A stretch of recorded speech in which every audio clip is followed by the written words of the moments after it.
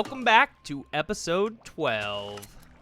Here we are at the finished, well, mostly finished sheep farm. As you can see, I got the storage in place. I did have double the storage. If you remember from the end of the last episode, there was 4 chests per color, or sorry, 2 rows per color, which made 4 chests on each side. But it was too cramped. It was annoying, and then also the hoppers were directly in front of the water, which was messing up the wool actually getting to its final destination. So I cut it all in half, but that works anyway because all those extra chests will be put to great use today. So a lot of stuff that we want to get going on. Okay, just keep smashing myself. A lot of stuff that we want to get going on today. So first thing, base update, right? So let's start up here. Although I'm really happy that was a spider and not a creeper. That would have sucked. I AFK'd up here a little bit. I also slightly changed the configuration. So the bottom of the platform now produces zombies and witches, skeletons, those things. So I'm actually starting to get some items here. I figured it's easier to just include it. It's all AFK than it is to worry about having to, oh, let me go to the skeleton spawner, given I don't think I'm going to need any sort of bones anytime soon because I have a ridiculous amount of bones. So the very first thing that we're going to do, yes, my roof is pink. Let me actually show you my reaction when I first logged in after my roof got turned pink. Oh my god.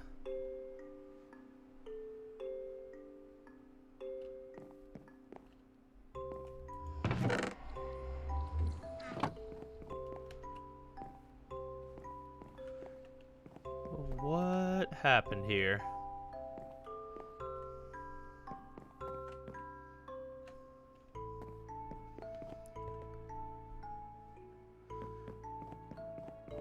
I just wanted to see if Zame had brought me wood yet. My roof is missing. Well, it's not missing, it's just pink now.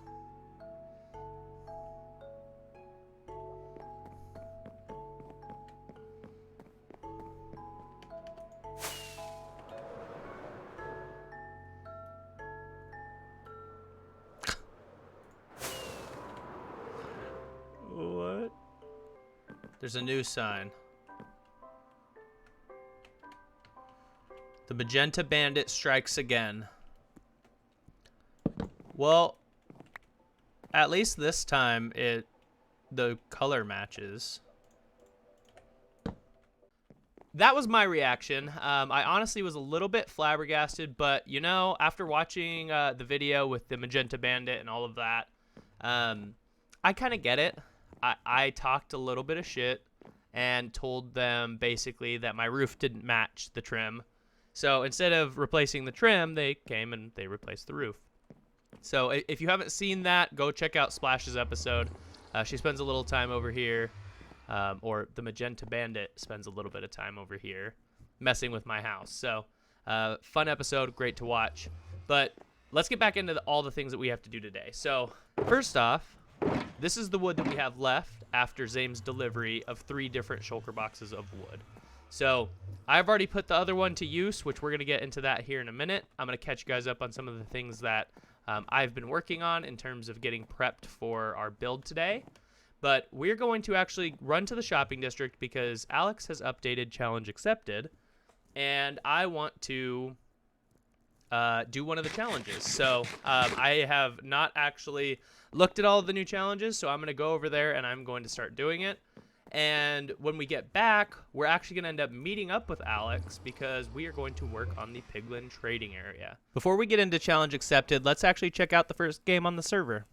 Sabotage. I can't even get the whole word. Sabotage. All right, let's check it out. Okay, so basically it's a survival game where we get to sabotage other players. So let's see how many people are in here. So far we have 5 players, and I am officially entered into the sabotage game. All right, guys, we are back at Challenge Accepted, Alex's new little mini game / shop in the shopping district, and we are really quickly going to see the changes that he made. I talked to him a little bit about it, and I think the biggest difference is I get to choose the challenge that I want, and it costs a diamond block instead of a single diamond. So let me grab a diamond block out, and I got to rename it. Oof. Keep spending diamond blocks. This is not good. And I'm going to do that first, and then we're going to pick a challenge. Let's see. Blackstone, 1v1 mining, which looks like somebody already took. Mini blocks, which is complete. Trident, build a shop, which is for new people, and Nautilus shells. So we're going to do the Trident challenge. I sold my last Trident to the Mountain Troll and would like another. If you can manage to find one, you may exchange it for 3 diamond blocks in the shulker. Do you accept the challenge? Well, by golly, Alex, I do. So Trident hunting took about 6 hours or so for me to get a Trident from one of these fellas. And I'm not going to show the whole thing because it's a little bit ridiculous, but I started going crazy at one point, and here's just a small clip of before I got the Trident of how crazy I was actually going. Hello, this is Dora. Can you tell me what the number 7 means? Good. I'm just so happy it's over. All right, so now that we've turned in the Trident, we are going to go meet up with Alex and actually work on the Piglin Bartering System in the Nether. So I need to empty a lot of the stuff out of my inventory, and then I need to actually figure out with him if we have all of the materials that we need. All right, we're over here with Boss over here at our gold farm, which you can kind of see above me. And we're actually going to build a bartering trading piglin system thing. And we got all our stuff behind us to get going. So I think we're about to get building. Yeah, let's what do you think get about that? Man. I think that'll be Let's fun. I'm excited to get what I refer to as free Blackstone. Yes, that's why we're doing this. I did a couple trades just to test it out when we upgraded, and like literally third trade, Piglin gave me 8 Blackstone. So perfect. That's what I want. Blackstone. All right, so let's go ahead and we'll hop into a time lapse and get this thing built up. Sweet, let's get it. Go.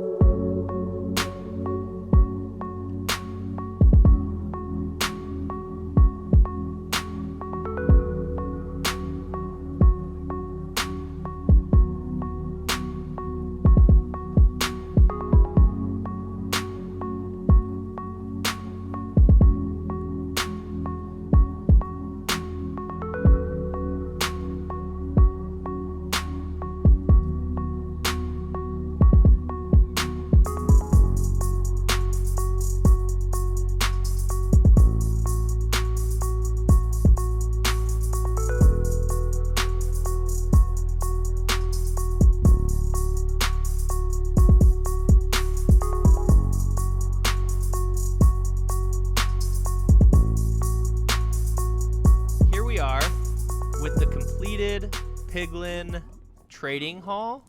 Oh, well. I knew you were going to do it. Basically, what we got going on with this build is we have trapped a ridiculous amount of piglins in the walls 16. here. Woo. It didn't take actually that long. The worst part about it was the enormous amount of rockets that we had to spend to fly up to get them to despawn and then down to spawn again. It was a bit much. So all of this is Alex's own personal design. So Alex, maybe you want to take us through just kind of what's happening? Yeah, pretty simple redstone here. It's just a hopper clock. And what we do is essentially hopper clock activates these dispensers, dropping gold for each of these 8 guys on one side. And then once they're done, the hopper clock will flip over. And then the other side gets their gold. And we'll fly up to the top real quick just to show that. It's super simple redstone here, as you know, all the redstoners always say. Yeah, so the redstone block powers these lines, activating the dispensers thanks to these target blocks. It was actually Boss's idea to use the target blocks this way, which genius. And yeah, that's it for the redstone. And then, well, I guess there is some sorting, but this is just your typical impulse SV sorter. And we're actually not sorting this last one, so I can pull this out because the last one's just overflow. And so we have, was it 13 or 12, and then overflow. So we have 12 items. and then we overflow into this, which is all the potions and the boots and the books, and the string, 'cause we don't care about string. We have plenty from our mob farms. So that's it. We have 2 sides, and we have the same items sorted on either side, just like a mirrored version of each other. And that's it for the whole redstone and how it really works. Yeah, this place is nutty. Just to give you guys an idea, we have been here for a little while we were building and everything, and what we were doing is whenever we loaded a piglin into the system, we would give them some gold to start like their trading. And we haven't AFK'd at all whatsoever. I mean, this chest is already over halfway full with blackstone. This Yeah, that one's almost halfway. Yeah, so I mean, we already have a double chest of blackstone, and like we've been here just while we were building it, 0 AFK whatsoever.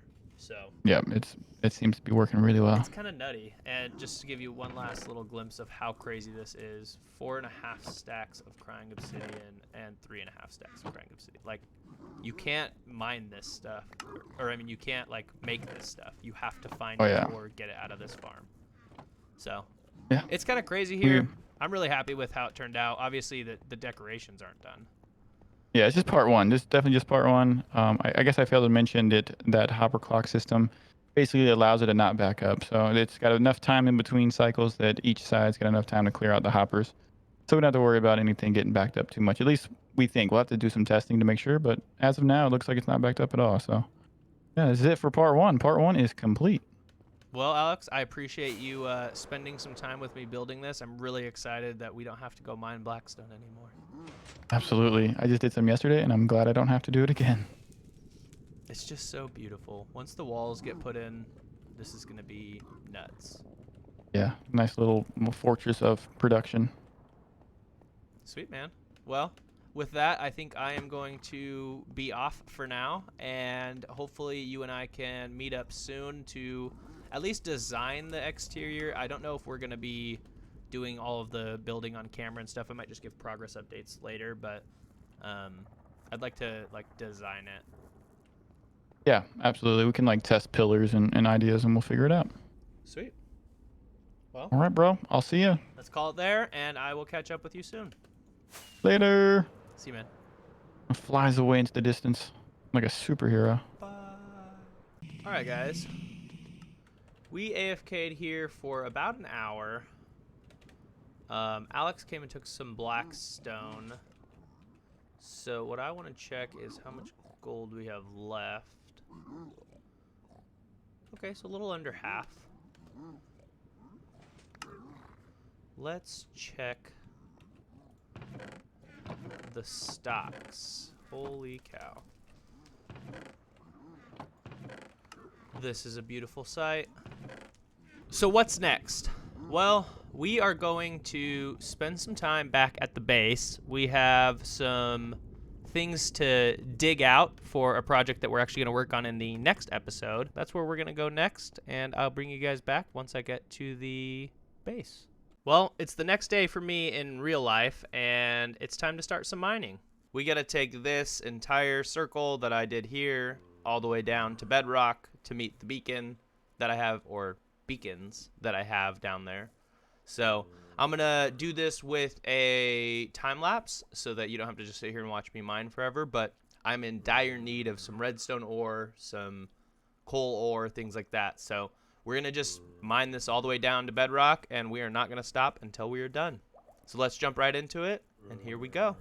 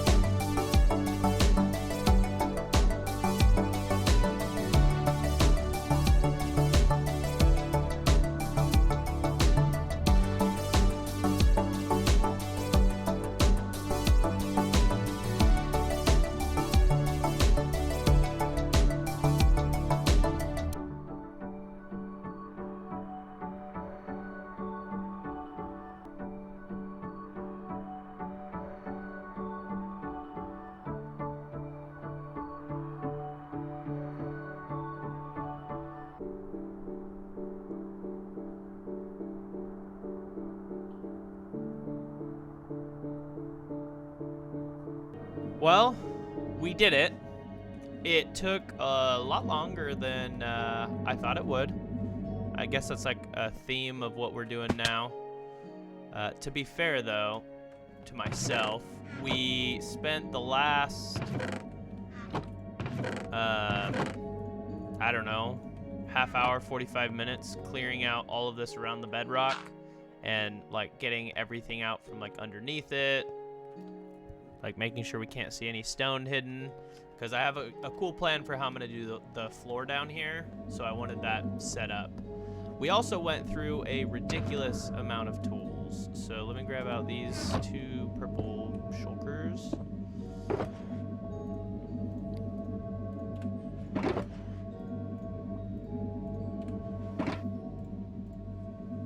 That's how many pickaxes we use mining this out. I didn't go repair any. I actually had to go make this one because all of these were like at their end. And I was like, okay. So I already had a Silk Touch diamond, so I just went and bought efficiency, grabbed an unbreaking and a mending book, and made this one. So yeah, it took us a long time to get all this. So what I'm going to do is I'm going to have to go repair all of these. So let's put the Silk Touch and the Fortune back in there, and the Silk Touch, Silky Boy and the Bold in there. Yeah, I'm gonna have to go to the Ender and repair these. But yeah, so now we have this hole.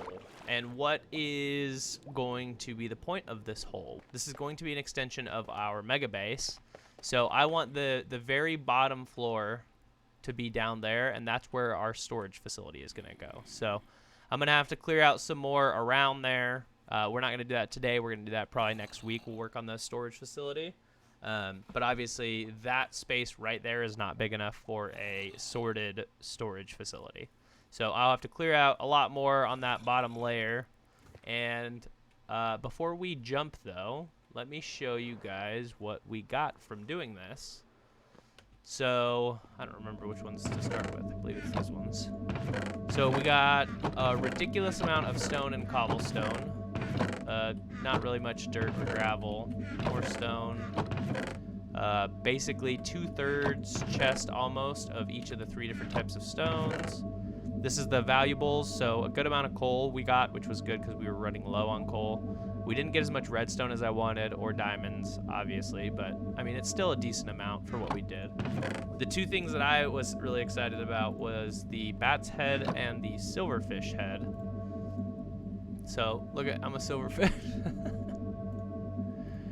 And I'm a bat. I almost look like a Ravager. I thought it legitimately was a Ravager head, and I was like, what is that? So, but yeah, I mean, those are obviously 2 that are not easy to get, so I'm kind of happy we got them. Basically nothing. More stone and cobblestone. Yeah, so a good amount, and I figured there's no point in like packing it up in shulker boxes and bringing it back up there when eventually the storage is going to be down here anyway. So I figure for now, I'll just leave it like that. The bottom of the storage is actually going to be at this level. So this will be the bottom level, but I have plans for how I want to do the floor. And so for now, I'm just going to leave it like this. And I think that that's going to do it for us with between the Piglin build, the Piglin trading hall, and the ridiculously long mining session that I just did. I don't really think that leaves much in terms of what we can do this episode. Just kidding, we're back. And here to show you guys some of the work I've done off camera. So we're up here in the mob farm killing area where, or the spider trampoline as some call it. But anyways, I changed the killing mechanism to soulfire campfires because I wanted the storage of where like the minecarts were, which were also really loud and annoying, to be less. So by doing that, I just realized I'm missing a carpet there. By doing that, I was able to decrease like how high that was. So that was good. Over here we have our little bed setup. Over here we have our little lever area and some light storage. Not much. I might increase that storage to match like the iron farm with the rows of barrels. But over here is like the best thing ever that I've created, in which case I have a storage facility. So every time that they die, the items get sent up this water stream. and they are sent up actually back here. So all of this is covered by iron blocks. So you're not going to be able to see the water streams. But basically it gets sent into the standard Impulse SV item sorter. So the first 3 are all gunpowder. The second 2 are string. After that we have bones. Then we have rotten flesh. I always want to call that spoiled meat because of arc, but it's not. It's rotten flesh. And then everything additional, which is basically just arrows, gets sent into this dropper, which then gets pushed into lava when that lever is switched that I showed you earlier. So this took me a little bit of time to create and really fit within this space without like becoming too awkward. So yeah, I knew it. I was like, I want to check all of these and make sure all the carpets are in the lighting areas. But yeah, so I added some coloring and I made it match the iron farm interior as much as possible because I want it to be like very similar. So, but that's what I've done. That's basically going to be it for this episode. We worked on a lot of stuff this time between the Piglin trading hall, the giant mining expedition, and now doing all of this off camera. It's taken me a few days to definitely get everything completed here. So I will catch you guys on the next one. Don't forget, like, subscribe, do all those things that every YouTuber asks you to do. And the only other thing I'm going to ask you to do is check out the other AutoCrafters because they're making some really good content. I enjoy watching it. I keep up to date with everybody's content, and so should you. Bye, guys. See you next week. Here we are, done with the... I walked early. Here we are with the phase 1 completion. I walked early, didn't I? I don't know, it might have been me that time. Here we are with the completed Piglin trading hall. Oh, well. I knew you were gonna do it. I knew. All right, I'm keeping it that way. Basically, what we've got going on here. Let me go back up. All right. I'm coming with you. It's so stupid.